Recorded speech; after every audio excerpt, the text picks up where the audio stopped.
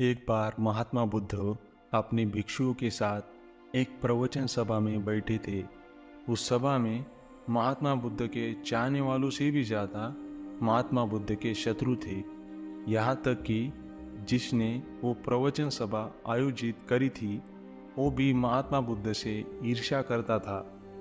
सभा का आयोजन राजा के महल में हुआ था, इसीलिए राज्य के सभी मुख्य लोग वहाँ पर उपस्थित थे।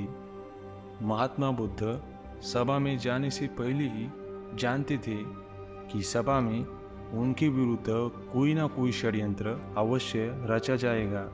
सभा में जाने से पहले महात्मा बुद्ध का शिष्य आनंद बुद्ध को चेतावनी दिया कि बुद्ध, आपको वहाँ नहीं जाना चाहिए। वहाँ के लोग आपके साथ दुर्व्यवहार करेंगे। ना जाने उन्होंने आपके विरुद्ध कैसा षड्यंत्र रच रखा हो। लेकिन महात्मा बुद्ध अपनी करुणा के चलते वहाँ से जाने से खुद को नहीं रोक पाते। सभा की शुरुआत होती है बुद्ध के साथ कुछ तीखे प्रश्नों से। बुद्ध से ईर्ष्या करने वाले लोगों का यह प्रयास होता है कि बुद्ध से कोई ऐसा प्रश्न पूछा जाए जिसका उत्तर महात्मा बुद्ध ना दे सके। परंतु महात्मा बुद्ध सभी प्रश्नों के उत्तर बड़ी ही सरलता से दे देते हैं। सभा में उपस्थित लगभग सभी लोग अपने अपने प्रश्न पूछ लेते हैं और उन्हें उनके उचित उत्तर भी मिल जाते हैं।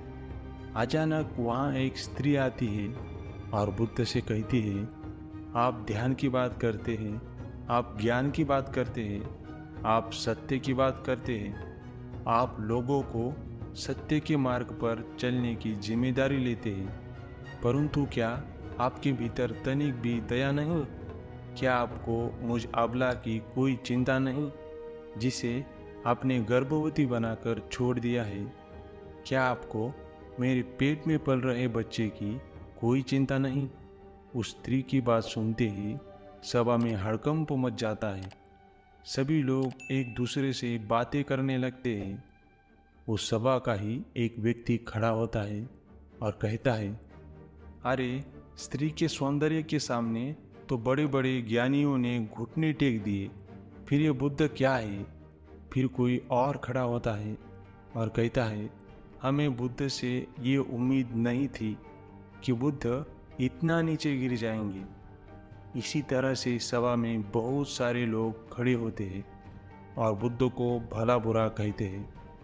बिना सत्य को जाने ही कि सत्य क्या है, लोग बुद्ध को बुरा भला कहना शुरू कर देते हैं। जब सभी लोग अपने अपने मन की भड़ास निकाल लेते हैं, तब राजा कहता है, बुद्ध, आप अपनी सफाई में क्या कहना चाहेंगे? राजा भी बुद्ध से ईर्ष्या करता था। वो चाहता था कि बुद्ध बदनाम हो जाए। यहाँ पर एक आवश्यक बात आपको समझ जानी चाहिए कि इस सारी घटना का महात्मा बुद्ध पर कोई असर नहीं था। ना तो लोगों के अपशब्दों का बुद्ध पर कोई असर था और ना ही उस स्त्री के झूठे आरोप का। जानते हो क्यों? क्योंकि महात्मा बुद्ध जानते थे कि सत्य क्या है। वो अपनी नज़रों में ठीक थे। सूत्र यही, चाहे पूरी दुनिया आपके खिलाफ हो जाए, अगर आप अपनी नज़र में ठीक है, अगर आप जानते हैं कि आप सत्य के साथ हैं, तो आपका कोई कुछ नहीं बिगाड़ सकता। सभा के सभी लोग संदेह में थे। यहाँ तक कि महात्मा बुद्ध के कुछ नए भिक्षु भी संदेह में पड़ गए थे। लेकिन बुद्ध जानते थे कि वो क्या है और यही आवश्यकता थी। इसीलिए उनके चेहरे पर 1% भी बदलाव नहीं आया था। राजा बुद्ध से कहता है, बुद्ध, क्या आप अपनी सफाई में कुछ कहेंगे? महात्मा बुद्ध उस स्त्री से कहते हैं, पुत्री, इस पूरे ब्रह्मांड में केवल 2 ही लोग इस सत्य को जानते हैं कि तुम सत्य कह रही हो या असत्य। इससे पहले कि बुद्ध कुछ आगे कहते, वो स्त्री बुद्ध से अपनी नजरें चुराने लगती है।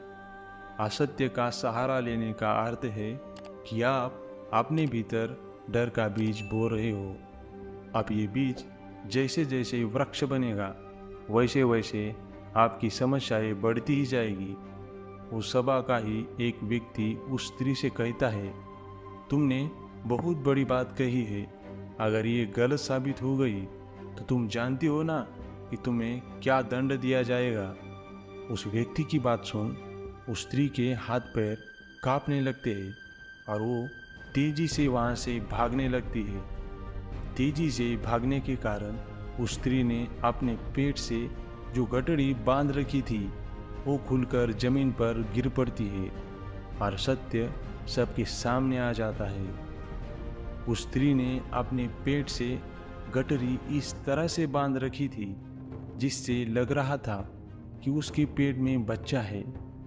राजा उसी समय उस स्त्री को बंदी बनाने का आदेश देता है, परंतु महात्मा बुद्ध के कहने पर उस स्त्री को क्षमा कर दिया जाता है।